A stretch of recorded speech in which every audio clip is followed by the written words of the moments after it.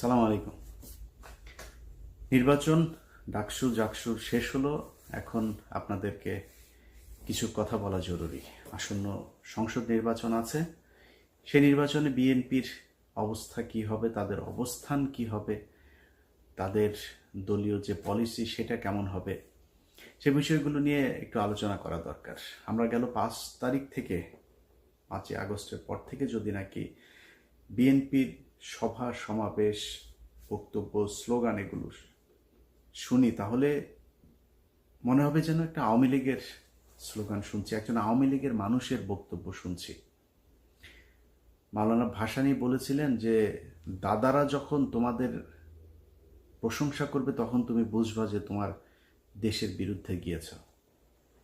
আপনাদেরকে আওয়ামী লীগ এই হেরে যাওয়ার পরে আওয়ামী লীগ যে পরিমাণে অনুশোচনা, যে মানে করুণা দেখাচ্ছে আপনাদের প্রতি, এটাতে বোঝা যাচ্ছে যে আপনারা এই দেশের বিরুদ্ধে অবস্থান নিয়েছেন। আমরা এই ডাকসু নির্বাচনে সরাসরি কোনো দলের পক্ষে যেতে চাইনি। ডাকসু নির্বাচনের আগে আপনাদের যে ক্যাম্পেইন, এই গেল 1 মাস ব্যাপী, এই ক্যাম্পেইনে আপনারা একটা জিনিস পরিষ্কার করেছেন যে এই দেশকে আপনারা আবার সেই আওয়ামী লীগের মতো বিভাজনের রাজনীতির দিকে ঠেলে দিতে চান। আমার তো ভাই বিএনপি নাই, জামাত নাই, আমি তো কোনো দল করি না। আমার দল একটা, আমি আগেই বলেছি আমি অ্যান্টি ইন্ডিয়ান। আপনি সেই ইন্ডিয়ানকে যখন, ইন্ডিয়ান ন্যারেটিভকে যখন আপনি প্রতিষ্ঠিত করতে যাবেন, আপনি যেই হন, আমার বাপ হইলেও আমার যায়ও না আসেও না, আমি তার বিরুদ্ধে অবস্থান নেবই। যা মন চায় করতে পারেন, মায়েরা ফেলতে পারেন, যা মনে চায় করেন, কোনো সমস্যা নেই। এই যে নির্বাচনে দেখেছেন না, সাদিকের পক্ষে অবস্থান নিয়েছে শেষ পর্যন্ত। বলি, নির্বাচনটা শেষ হওয়ার পরে আজকে 4-5 দিন হইল, সাদিক কায়েম এখন পর্যন্ত 1 মিনিট সময় পায়নি আমার একটা কল দিতে। এখন আমার এই ভিডিওটা দেখার পরে হয়তো শিবিরের জামাতের অনেকে তাকে হয়তো বলতে পারেন যে তুমি ইলিয়াসকে একটা কল দিতে পারতা। আমার সাদিক কায়েম যেই জায়গায় আছে, যেইটা করছে, আমি এটা পছন্দ করি। সাদিক কায়েমের জন্য আরও দোয়া থাকলো, সাদিক কায়েম আরও অনেক উপরে উঠা যাক। সাদিক কায়েম যেই কাজ করছে আমি তার ওই কাজে কোনো না কোনোভাবে সহায়তাই করব। কিন্তু এই পৃথিবীতে যতদিন বেঁচে থাকবো তার সাথে আমার জীবনে কোনোদিন কথা হবে না। তার দরজা আমার কাছে, আমি বিশাল প্রভাবশালী ক্ষমতাশালী কিছু না, কিন্তু তার দরজা আমার জন্য সারা জীবনের জন্য বন্ধ। আমি জামাতের কাছ থেকে টাকা পয়সা নিয়া, শিবিরের কাছ থেকে টাকা পয়সা নিয়া তারপরে পক্ষে কথা বলিনি। এটা আমার শরীরের, মানে আমার, এটা আমার রক্তের মধ্যে। আমি বললাম না যে আমার রক্তের গ্রুপ হচ্ছে ইন্ডিয়া নেগেটিভ। আমার শরীরে আগুন জ্বলতে থাকে এই যে মুক্তিযুদ্ধের পালছাল নিয়ে যখন কিনা কথাবার্তা বলে। এটা ইন্ডিয়া পাকিস্তানের যুদ্ধ, ইন্ডিয়া নিজে স্বীকার করেছে। পাকিস্তানিরা ইন্ডিয়ানদের হাতে লিখে দিয়ে গেছে, আমাদের ওখানে কারোরে থাকতে দেওয়া হয় নাই, তারা জাতীয় সঙ্গীত বানিয়ে দিয়ে গেছে। এই ধন ফোন নিয়ে তারপরে আপনি বিশাল ফিরিতি ভালোবাসা ইস্যু করি আমি এই মুক্তিযুদ্ধের মধ্যে। এটা কোনো মুক্তিযুদ্ধ না, এটা ভারত পাকিস্তান যুদ্ধ আমাদের এক দেশ থেকে আরেক দেশের হাতে লিখে দিয়ে গিয়েছে। এই 25-24 যে 5ই আগস্ট, এটা হচ্ছে আমাদের বিজয় দিবস। আবার যদি সেই পিছনে যাইতে চান তাহলে বারবার আপনাদের বিরুদ্ধে অবস্থান নেব। এইখান থেকে বের হয়ে আসতে হবে। আপনারা নির্বাচনগুলো থেকে মনে করেছিলাম শেখার চেষ্টা করছেন। নির্বাচনের পরের আপনাদের বড় বড় নেতাদের কিছু বক্তব্য শুনলাম, শুনে যেটা মনে হলো যে আপনারা সামনের নির্বাচনে, আসন্ন নির্বাচনেও আমাদেরকে ঠেলে দিচ্ছেন জামাতের দিকে। যদি এটা হইতে থাকে, সুস্পষ্টভাবে বলে দিচ্ছি, আমরা ঠিক আবার সেখানে চলে যাব। নির্বাচনে হারলেন, বললেন কারচুপি করা হয়েছে। ভাই, আওয়ামী লীগের মতো ডাকাতি করা সম্ভব এখানে। জোর করে যারে মন চায় তারে ডিক্লেয়ার করে দিবেন, ওই পরে মেকানিজম করবেন, সেটা হইতে পারে। ঢাকা বিশ্ববিদ্যালয় কিংবা বাংলাদেশের কোনো বিশ্ববিদ্যালয়ে ভোট কারচুপি করা সম্ভব না। ডাকাতি করে নিয়ে নিতে পারেন, রেজাল্ট নিয়ে নিতে পারেন, কিন্তু ভোট মানুষ দিবে, যারটা সেই দিবে, এটা ঠেকানো সম্ভব না। ইভেন আওয়ামী লীগের সময় এটা সম্ভব হয়নি। সবাই ভোট দিয়েছে, পরে যায় তাদের মতো করে একটা রেজাল্ট তারা বলে দিয়েছে। এখন কারচুপি করে তারপর আর কথা বলে আপনারা সরে গেলেন। যদি কারচুপি হইতো তাইলে ছাত্র শিবিরের চাইতে ছাত্র দলের বেশি শক্তি, পুলিশের শক্তি এগুলি বেশি না? ওই ব্রাহ্মণবাড়িয়া থানার ওসি তিনি পোস্ট করেছেন ছাত্র দলের পক্ষে ফেসবুকে, একটা ফেসবুক পোস্টে দেখলাম। আপনাদের লোকজন তো বেশি, জামাতের লোকজন তো কম, আপনাদের সাথে পারতো না। আরেকটা হচ্ছে আওয়ামী লীগের লোকজন নাকি, চান্দা আব্বাস ভাই বলেছেন, চান্দা আব্বাস বলে যে আওয়ামী লীগের, ছাত্রলীগের সবাই নাকি শিবিরকে ভোট দিয়েছে। চান্দা আব্বাস ভাই, ছাত্রলীগের লোকজন যদি শিবিরে ভোট দিত তাহলে জগন্নাথ হলের মধ্যে 1200-র উপরে ভোট আবিদ আর মাত্র 10টা ভোট সাদিক পেত না। এটা প্রমাণ করে যে এই দাদারা এখনো পর্যন্ত সেই আওয়ামী লীগের দিকেই তাকিয়ে আছে, এবং আওয়ামী লীগ আপনাদেরকে পছন্দ করেছে বলেই তাদের ছাত্র সংগঠন আপনাদেরকে ভোট দিয়েছে। দাদারা এবং ছাত্রলীগের সবার ভোট আপনারা পেয়েছেন। এই যা ভোট আপনারা পেয়েছেন এটা মাত্র ছাত্রদলের সক্রিয় কিছু লোকজন আছে, আর দাদারা আর আওয়ামী লীগ এই ভোটগুলি আপনাদের ভিপি আর জিএস প্রার্থীরা পেয়েছেন। কেন এরকম হইল সেটার জন্য আপনারা এই দুইটা কারণ খুঁজে পেয়েছেন। আসল কারণ সেটা না।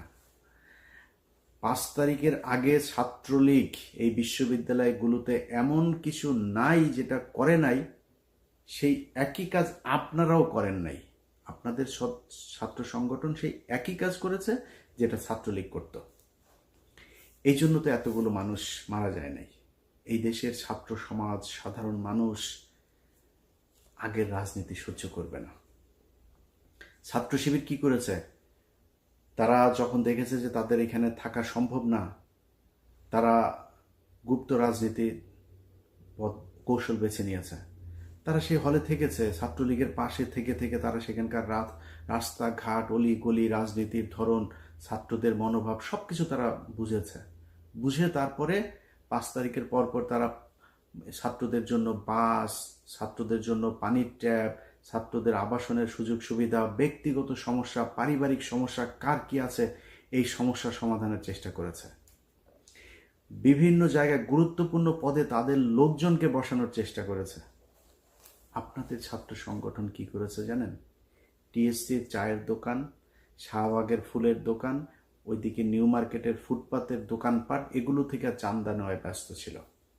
কে কত খাবে সেটা থেকে।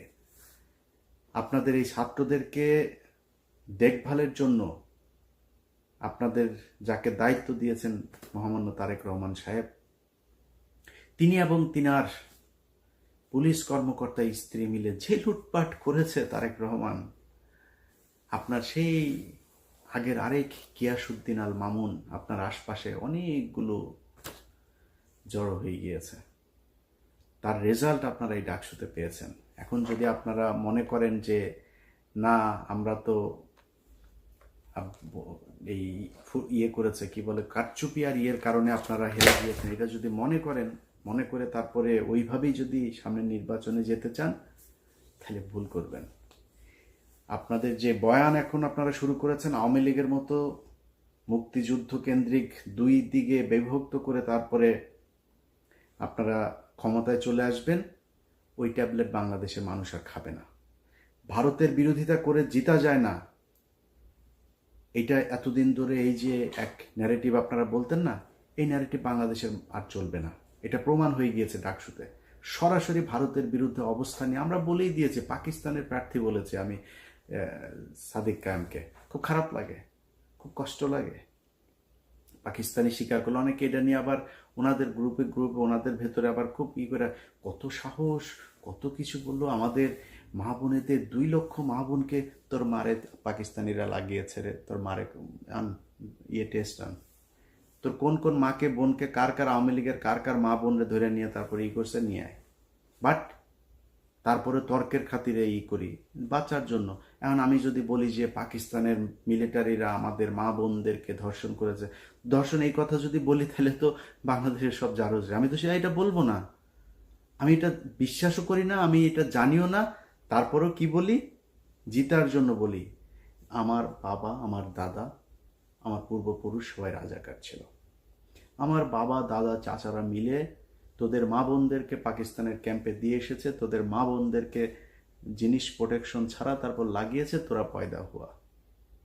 এটা তো লস আছে, বলেন লস আছে? আমার বাপ রাজাকার থাকলে আমার ঘরে তো পাকিস্তানি আসে নাই। আমার বাপ তো আমার মারে নিয়ে দিয়ে আসবে না, তোর মারে নিয়ে দিয়ে আসে, তোদের মাদেরকে নিয়ে দিয়ে এসছে। লাভজনক যেটা সেটা তো বলবে, লাভ কে না বুঝে। আমি লাভজনক জায়গায় আছি, এই কারণে মাঝে মধ্যে বলি খুব খারাপ লাগে না, বাবা পাকিস্তানি। আরে বেটা পাকিস্তানি, তুই যে মানুষের যে পাকিস্তানি রাজাকার বলিস, পাকিস্তানে যায় নাই কোনোদিন। পাকিস্তানের রাজাকার যাদের বলিস তারা যায় নাই, তোদের হিন্দুস্তানের রাজাকাররা সব এখন তাকে হিন্দুস্তানে আছে, সব ওইখানে গিয়ে আছে। সমস্যা হইলেই দৌড় দিয়া তোরা ওইখানে যাস সারা জীবন। তোরা হচ্ছে দাদাদের পয়দা। এই দাদারা তোদেরকে বর্ডারের ওই পারে গিয়েছিলি, তারপর ওইখানে যাওয়ার পরে তোদেরকে প্রোডাকশন দিয়ে দিয়েছে, এখনো তোরা সেই রক্তের টান ভুলতে পারিস না। তো এই দাদাদের যেই রক্তের টানে যারা এই দেশে রাজনীতি করে তাদের সংখ্যা কিন্তু কম, খুব কম সংখ্যক লোকজন এই আপনাদেরকে ভোট দিতে পারবে, যাদের ভোট আপনারা নিতে চাচ্ছেন। এর বাইরে কিন্তু আর কারো ভোট পাবেন না। অতএব ওই ন্যারেটিভ থেকে আপনাকে বের হয়ে আসতে হবে। বিএনপি যদি মনে করে যে শুধুমাত্র আমরা আওয়ামী লীগের মতো এই পলিসি খাটায় তারপরে নির্বাচনে গিয়ে পাশ করে আসব, তাহলে বিএনপিকে মাথায় রাখতে হবে তাদের অবস্থা, তাদের ভবিষ্যৎ এই আওয়ামী লীগের যা হয়েছে সেই রকমই হবে। সিদ্ধান্ত আপনাদের, সিম্পল, খুবই সিম্পল ইকুয়েশন। যেটা আপনারা মেনে নিতে চান আপনাদের সিদ্ধান্ত, আপনারা যেদিকে যাবেন এবার যান। আমরা বাংলাদেশের মানুষ, আমরা যারা কিনা এই মুক্তিযুদ্ধের এইসব এই বয়ান টয়ান এগুলোর ব্যাপারে যাদের অ্যালার্জি আছে আমাদের, আমরা আপনাদের এই মুক্তিযুদ্ধ নিয়ে খুব কাজ করতে চাই। আমরা এখনো চাই মুক্তিযুদ্ধে কতজন মানুষ মারা গিয়েছে খুঁজে বার করেন, মুক্তিযুদ্ধে কতজন নারী ধর্ষিত হয়েছে, আদৌ হয়েছে কিনা সেটা খুঁজে বের করেন, কতজন রাজাকার ছিল, কারা মুক্তিযোদ্ধা ছিল, আদৌ কোনো মুক্তিযোদ্ধা ছিল কিনা এটা আমরা দেখতে চাই। ভারত আসলো, আসিয়া তারপরে আপনাদেরকে 13 দিনে যুদ্ধ করে দেশ দখল করে নিয়ে তারপরে আপনাদেরকে বললো এই নাও তোমরা স্বাধীন হয়েছ, আর তোমরা স্বাধীন হয়ে গেল। কিসের বালের স্বাধীনতা? এটার নাম স্বাধীনতা? একজন রাজনীতিবিদকে উঠায় নিয়ে চলে যায়, ট্রাইব্যুনালে সাক্ষী দিতে এসে সাক্ষীরে উঠায় নিয়ে চলে যায় ইন্ডিয়াতে, গুম করা হয়, খুন করা হয়, ভারতীয় বাহিনী সরাসরি এসে এই দেশে কিলিং করে দেওয়া যায়। এটার নাম বালের স্বাধীনতা রে। এরকম স্বাধীনতায় হিসু করি। তোদের কাছে এটা স্বাধীনতা মনে হইতে পারে, কারণ তোরা তো তোদের তো পয়দা করে দিছে, তোদের মাদেরকে লাগায় তারপরে তোদের পয়দা করে দিছে। এই জন্য তোরা মনে করিস তোদের জন্য ওইটাই তোদের দেশ। আমার দেশ তো ওইটা না। আমি পাকিস্তানিও না, হিন্দুস্তানিও না, আমি বাংলাদেশ চাই। যেই কারণে বাংলাদেশের পক্ষে কথা বললে কোনো দেশের, আমার যদি এখন কোনো সমস্যা হয়, জাপানের সাথে আমেরিকার সমস্যা ছিল না, জাপানের সাথে এখন সবচাইতে মিত্র দেশ হয়েছে জাপান। আর পাকিস্তানের সাথে আমার সমস্যা ছিল, পাকিস্তানের সাথে আমরা আলাদা হয়ে গিয়েছি। পাকিস্তানের কাছ থেকে আমার এখন সুবিধা পেলে আমি নিব, পাকিস্তান আমার কাছ থেকে সুবিধা পাইলে নিবে। পাকিস্তান আর বাংলাদেশ দুই দেশের মানুষ মিলেও যদি কান্নাকাটি করে তাও কোনোদিন এই দুই দেশ এক হবে না। এরা কথায় কথায় পাকিস্তানি, এসব গাঁজাখুরি আলাপ বন্ধ করতে হবে। আপনাদের মূল দল যেটা আছে সেই দলের ডাকসু তো গেলই, তো ছাত্রদল তো তাও সেইভাবে ঢাকা বিশ্ববিদ্যালয়ের পোলাপানের কাছ থেকে তো আর চাঁদা টান্দা নিতে পারে না। কিন্তু জাতীয় নির্বাচনে আপনাদের মূল বয়স্ক শয়তান যেগুলো আছে সেগুলো তো ইয়েতে যাবে, ওই নির্বাচনে অংশ নিবে। তারা সারা বাংলাদেশে এমন এক চাঁদাবাজের রাজত্ব তৈরি করেছে, এগুলো আমরা বললে আপনাদের কাছে খারাপ লাগবে, আমাদেরকে মনে হবে আমরা পাকিস্তানের লোক বলে তারপরে ট্যাগ দেওয়ার চেষ্টা করবেন। বাট এই ডিজাস্টার আসার আগে কথাগুলি একটু মাথায় রাখেন। যারা 2 দিনের এখন বিএনপি দাবি করে চামচামো করে, তারা আপনাদের বিপদের দিনে থাকবে না। আমাদের মুখ থেকে কোনোদিন জিয়াউর রহমান, তারেক রহমান, খালেদা জিয়া, তাদেরকে না খারাপ সময় কোনোদিন খারাপ কথা বের হয়নি, তাদের মুখ থেকে বের হয়েছে। নাকে খত দিয়েছে, খত দিয়ে আওয়ামী লীগে যুক্ত হয়েছে আবার, আমরা যাইনি। আজকে যারা দৌড় দিয়ে গিয়ে চেয়ার নিয়ে বসেছে তারা দেশে যাইতো, আসতো, বিদেশে থেকেও তাদের সমস্যা হয়নি। কিন্তু আমরা কথাগুলি বলছি আপনাদের ভালোর জন্য। যদি মনে করেন নেয়ার মতো নিয়ে সেভাবে চলেন। যারা এই বুড়া শয়তানগুলো আপনাদের আছে, এগুলি যে সামনে নির্বাচনে যাবে, এলাকায় আপনাদের যে অবস্থা, যে ইমেজ, একটু খোঁজ নিয়ে দেখেন।